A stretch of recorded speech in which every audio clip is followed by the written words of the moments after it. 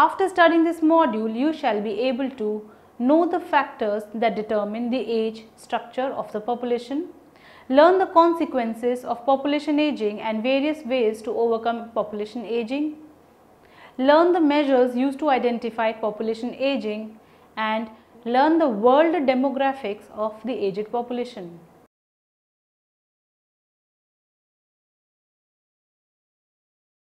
The process of aging occurs when the individual grows old, and this process is continuous in nature, which begins when the baby is conceived and ends when the person dies.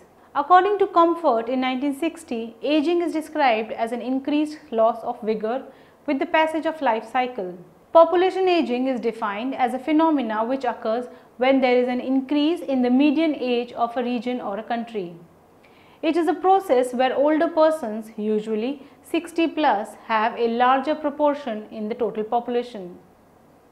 It also has been suggested that the population may be arbitrarily defined as aged when the percentage of persons above the age of 60 in the population exceeds 8%. Let us now come to study the historical evidences of population aging. The world population has been encountering critical aging, the process that outcomes in the rising extents of older persons in the aggregate population since the mid-20th century.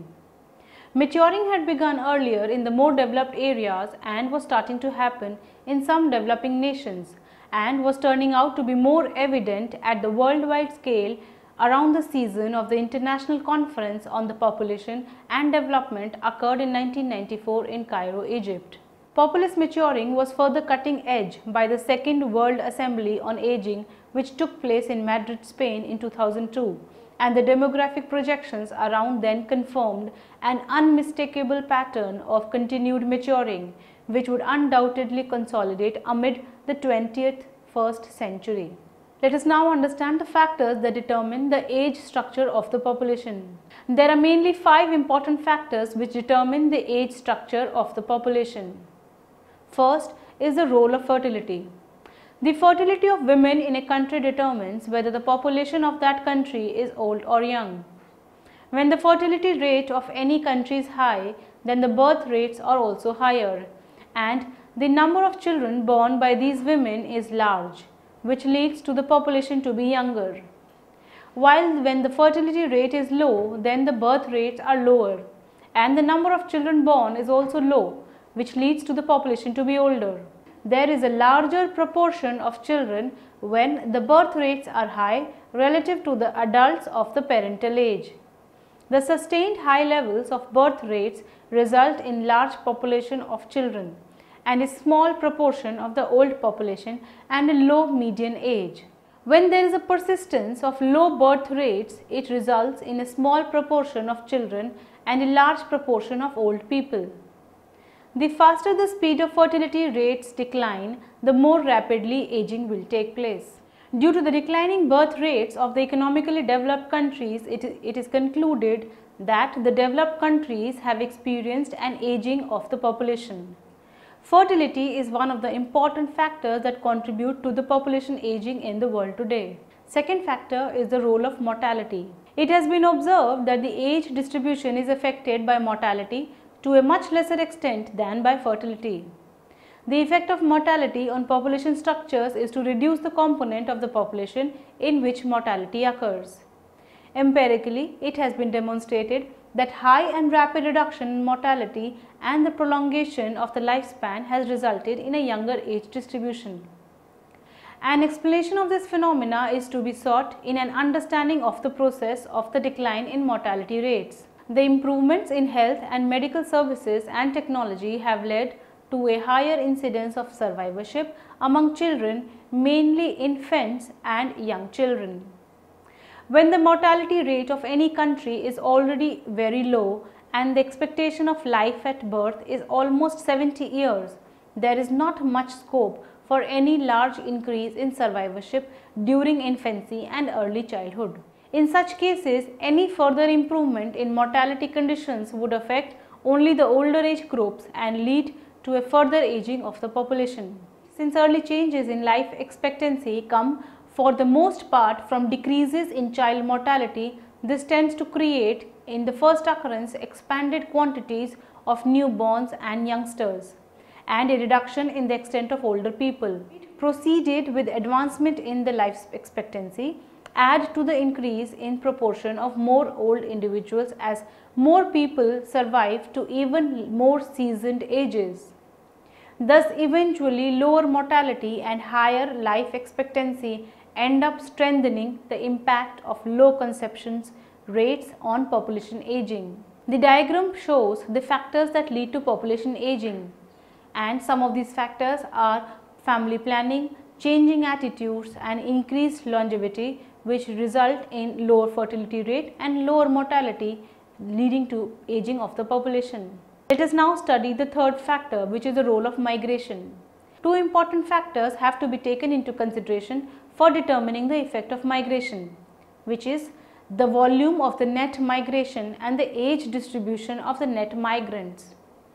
If the net proportion and the number of young adults among the net migrants are large, the effects of the aging of the population tend to increase drastically. Since these young adults can participate in reproduction, they also add proportionately to the flow of births. If, on the other hand, net migrants contribute mainly to the increase of those who are above the age of 30, the aging process tends to get accelerated. Thus, whether the age structure of a population would be affected, and if so, in what direction, would depend on the volume of the net migrants and the age distribution of the net migrants. Let us now study the fourth factor, which is effects of war and natural disasters. Wars directly affect the age, sex structure of a population, as war casualties usually occur among men in younger age groups. The age structure is also affected by the wars, which has an indirect effect on fertility because of the separation of the men in the armed forces from their wives for long periods during the wars, which inhibits fertility. However, in the immediate post-war period, there is often a baby boom because couples unite once again, and marriages which were postponed because of the war are solemnized. Natural disasters like floods, earthquakes, etc. may also affect the age-sex structure of the population, as such disasters may affect children, women and older persons to a greater extent than young men. Next factor is the advanced medical facilities. Life expectancy rate is increased over time due to advanced medical care facilities. Enhancements in medicinal, surgical and palliative consideration, anti-infection agents and welfare state have brought about incredible increment in life expectancy in the developed countries, where life expectancy has expanded in the middle to upper 70s or lower 80s and rising consistently. Most countries, including developing countries, show a consistent increment in the lifespan over time. An increment in lifespan raises the normal age of the population by expanding the quantities of surviving of older individuals. Maturing is also partly the result of the pattern towards longer and, for the most part, healthier lives of the individuals. Since chronic and degenerative sicknesses are more basic at older ages, they bring about an increment in the commonness of non-communicable illnesses at the population level. Let us now study the characteristics of an aging population. The following are the characteristics of the aging population, which is increased prevalence of pathophysiological markers, increased prevalence of chronic disease, decreased functional capacity, decreased physiologic reserves and adaptability, decreased social capital, increased utilization of medical services, marked heterogeneity, vastly increased numbers. Physical size. Both standing and sitting height decreases with age, beginning with males around 40 and females at 43. Weight increases in the middle years and decreases in the older age. Men achieved a maximum average weight of 172 pounds in 34 to 54 years range, but fell to 140 pounds by age of 75. Let us now study the measurements of population aging. Measurement of population aging is important because it shapes our perceptions towards the demographic trends. The aging of the population is often measured by checking the increase in the rate of elderly people at retirement. The meaning of retirement age may change. However, an average cutoff is 65 years. And nowadays, a society is considered relatively old when the extent of population aged 65 and over surpasses 8 to 10% of the total population. Another measure of the aging of the population is EDR, or the elderly dependency ratio. This is characterized as the quantity of the people of retired ages compared with the quantity of those of working ages. Created by Ryder in 1975, it characterizes an individual's age as indicated by the number of years that he or she is expected to live, called the life expectancy rate. This ratio otherwise is known as elderly dependency burden, or old age dependency ratio, or age dependency ratio.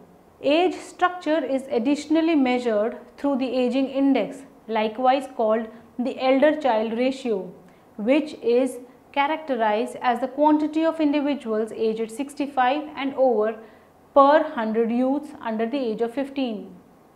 These are head count proportions, or HCR, that is, they basically relate the quantity of the people in extensive age classifications. The second group of indicators for population aging are the statistical measures of location, that is mean, median and modal ages of the population. The median age, the age at which half of the population is older and the other half is younger, is indicator which is used widely.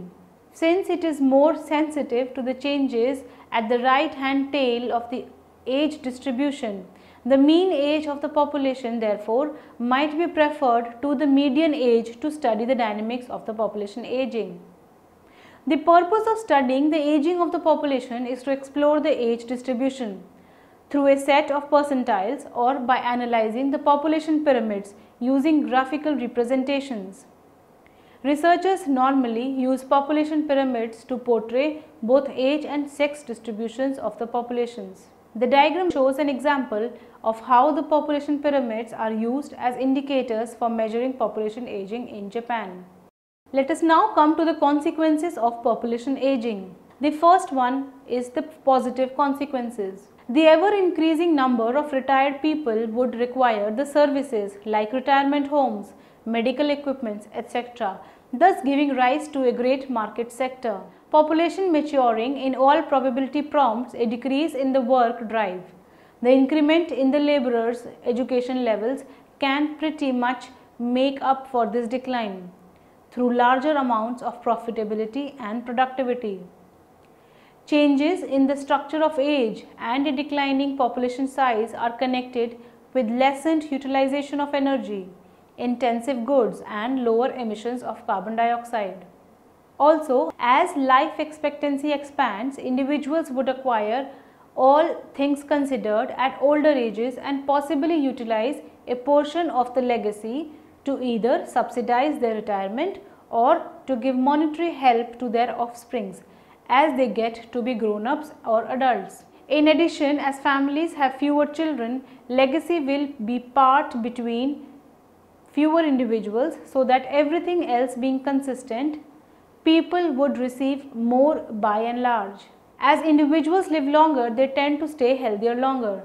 Considering a study by researcher Loisheng, the normal German man in 2050 will spend 80% of his lifetime healthy, contrasted to 63% today. Next, a society with older people is more likely to have law-abiding citizens, as they are less inclined to commit crimes against property and other people. Population aging therefore will mean a substantial saving in prison costs in the future. Now let us study the negative consequences of aging. First of all, due to improvements in life expectancy, individuals tend to remain in workforce for long and postpone their retirement. This delays the opportunities for younger population, giving rise to youth unemployment. Next, alternatively, if the retirement age for the workforce is made mandatory, there will be more people demanding pension and paying less taxes as compared to the shrinkage of number of working age adults, who then would be required to pay extra taxes, leading to the fall in the productivity and slow the economic growth. Next, in 10 to 15 years, people from all the regions will be more prone to non-transmittable diseases such as cancer, cardiovascular diseases and diabetes than from infectious and parasitic infections, whereas non-communicable diseases in the 60 and above population already accounts for more than 87% of the burden in the low income, middle income and high income categories. Next, the danger of dementia, that is losing cognitive functioning, increments sharply with age, and if new procedures for prevention and administration are not developed, this disorder is expected to put massive burden on well-being and long-term care for providers as the world's population ages. Well, let us now study how to overcome the impact of population aging. In order to deal with the effects of population aging, to avoid any intergenerational conflicts and to reinforce the welfare of the people, it is crucial, among others, to overcome the negative impact of population aging. First of all, let us embrace the new reality of population aging. Various institutions and public policies needed to be pursued which promote attitude change towards elderly people and to give it the new significance of aging and with it the modified needs and capabilities of maturing individuals which would support active and positive aging. Likewise, re-examining of monetary practices to encourage participation of older workers and improving benefits and medicinal services frameworks to address the issues of older individuals in an all the more better way. Second, commitment at the highest level. History has it that fundamental reform requires high-level experts. In achieving a promise to an age-accommodating society requires policy responses from the very high level of decision-making structures. Third, social, political and monetary changes at all levels. The multi-stakeholder approach, that is, for example, urban age-accommodating configuration and the setting of the legitimate retirement ages are national issues. The idea of human rights for more established individuals is a worldwide concern. Similarly, migration is a reciprocal and multilateral issue. Changes need to be brought simultaneously in these territories. Next, better use of existing assets and adoption of new technological advances. Persuade individuals to stay healthy, active and autonomous by bringing up age-accommodating urban areas and smart homes that convey a scope of monitoring and supportive devices to help maturing individuals oversee life more viably and efficiently. We can re-engineer medicinal services frameworks to concentrate on prevention of diseases and early diagnosis instead of on costly interventions. Next, the more recent intervention has been the introduction of the National Program for Healthcare for the Elderly in 2010, with the basic aim to provide separate and specialized comprehensive health care to the senior citizens. With these measures, we may contribute in making better quality lives for the aging individuals, lives that are sustainable and inclusive. Let us now come to the next term, which is the demographics of population aging. The world population has been encountering noteworthy aging since the mid-20th century. As indicated by the last United Nations Population Aging Report in 2009, the proportion of global population aged above 60 years was 8% in 1950, 10% in 2000 and is expected to reach 21% by 2050. 30 years ago, there were no aged economies in which consumption by older people surpassed that of the youth. In 2010, there will be 23 aged economies. By 2040, there will be 89. Japan is today the only country with more than 30% of its population aged 60 or above. By 2050, there will be 64 countries where older people make up more than 30% of the population. The figure highlights the percentage of elderly people in the world by 2050. The figure also shows the proportion of the aged people from 60 to 80 and over 80s of the total population in the year 2007 and 2050. The next figure shows the aging planet. It shows the developing countries including United States of America, UK, South Africa, Russia, Turkey, etc. have seen an increase in the population aging. According to the United Nations Department of Economic and Social Affairs data, the world average mean is 29.2. The proportion of elderly people from the total population is 11.7%. The median age of Japan is the maximum, which is 45.9, which means that Japan has maximum number of people above age of 65. The figure also shows the increase in the older population from the year 1985 to 2014 in the developed nations including France, Germany, Japan, Italy, USA and UK. The graph shows the percentage of the aged population in the developing and the developed nations in the year 2005 and 2050. The second point under demographics that we will study is developing nations, India and China. A report released by the United Nations Population Fund and Help Age India to mark the International Day of Older Persons observed on October 1 suggests that India has 90 million elderly persons in 2011, with the number expected to grow to 173 million by 2026. Of the 90 million seniors, 30 million are living alone and 90% work for livelihood.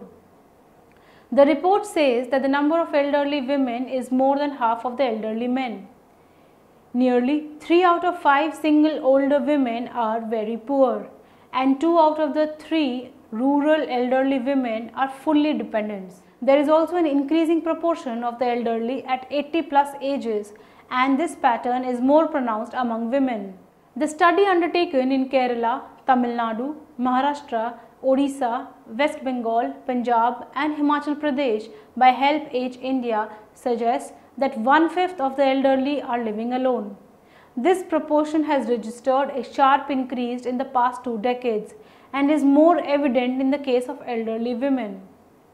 The graph highlights the number of elderly people aged 65 plus in developing countries including China and India.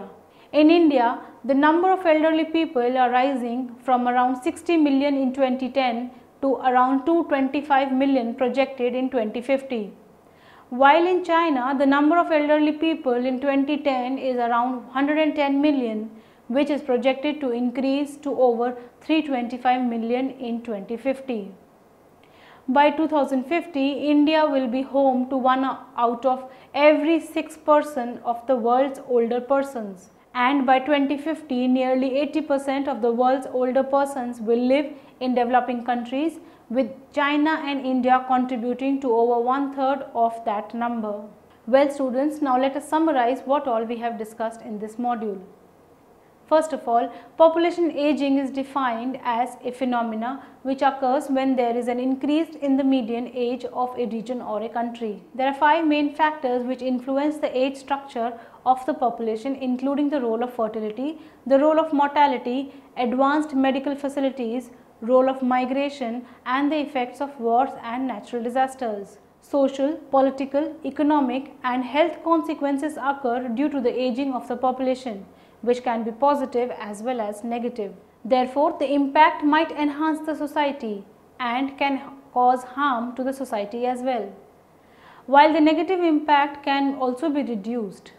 Population aging can also be measured using various indicators, and according to the demographics, the trend has been increasing since it was 8% in 1950, 10% in 2000 and is expected to reach 21% in 2050.